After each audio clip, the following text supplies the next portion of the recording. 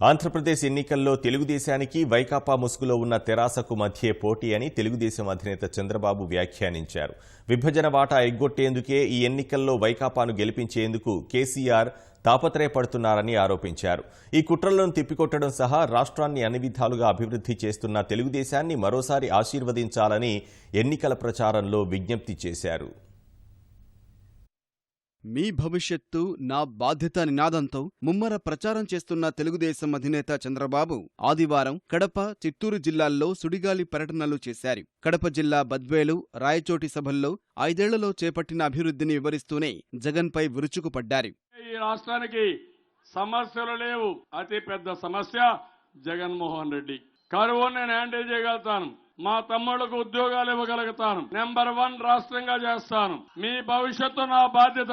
జగన్మోహన్ రెడ్డి మాత్రం నా భవిష్యత్తు మీ బాధ్యత అంటున్నాడు. ఈయనకు జైలుకు పోకుండా ఉండాలంటే మీరు ఓట్లేయాలి. నిన్నటి వరకు మాట్లాడాడు, ఢిల్లీకి కడప పౌరుషానికి పోరాటం అని పెద్ద పెద్ద మాటలు మాట్లాడాడు. ఎక్కడున్నావని అడుగుతున్నా ఇప్పుడు తమ్ముళ్ళు ఆ మహానాయకుడిని. నరేంద్ర మోడీని చూస్తే వెన్నెముకలో వణుకు. ఎందుకు?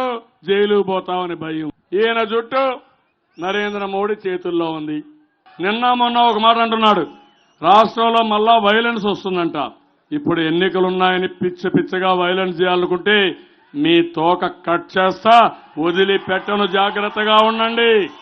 అనంతరం చిత్తూరు జిల్లా పలమనేరు, శ్రీకాళహస్తి రోడ్ షోలో స్థానిక అభివృద్ధి కార్యక్రమాలను వివరించారు. వైకాపా, తెరాస తీరుపై తీవ్ర స్థాయిలో మండిపడ్డారు. రేపు జరిగే ఎన్నికలు వైఎస్ఆర్ కాంగ్రెస్ జనసేనకు మనకు కాదు, టీఆర్ఎస్ కు మనకు జరిగే ఎన్నికలు.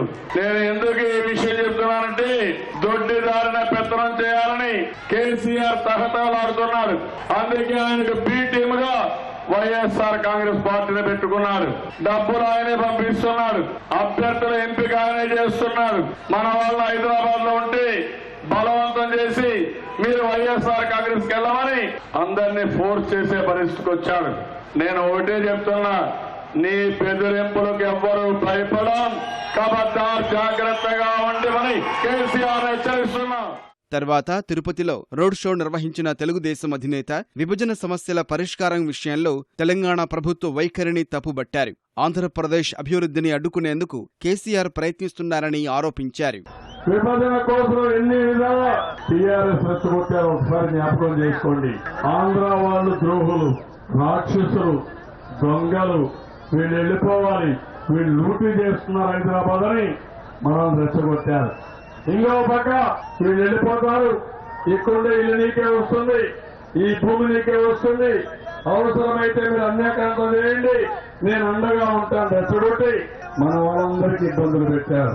విభజన జరిగింది, నేను ఒకటి ఆలోచించాను, జరిగింది, ముందుకు పోదామని మనం ముందుకు వచ్చాము.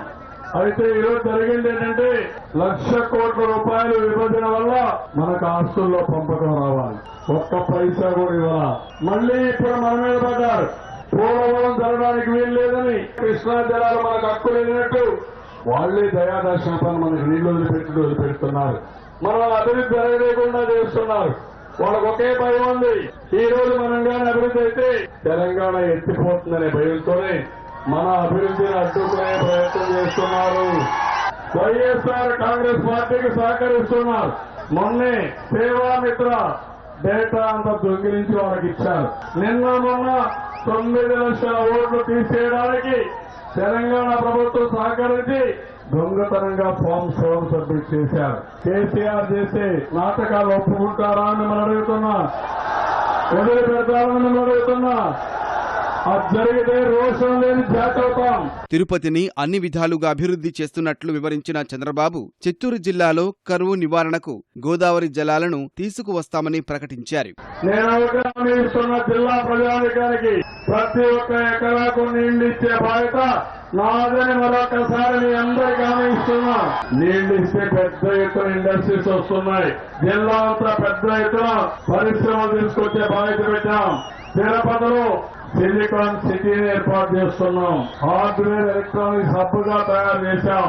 ప్రపంచంలో భారతదేశంలో ఉండే లీడింగ్ కంపెనీస్ అన్ని వాళ్ళ ఆపరేషన్ మన ఎయిర్పోర్ట్ చుట్టుపక్కల పెట్టే పరిస్థితికి వచ్చారు.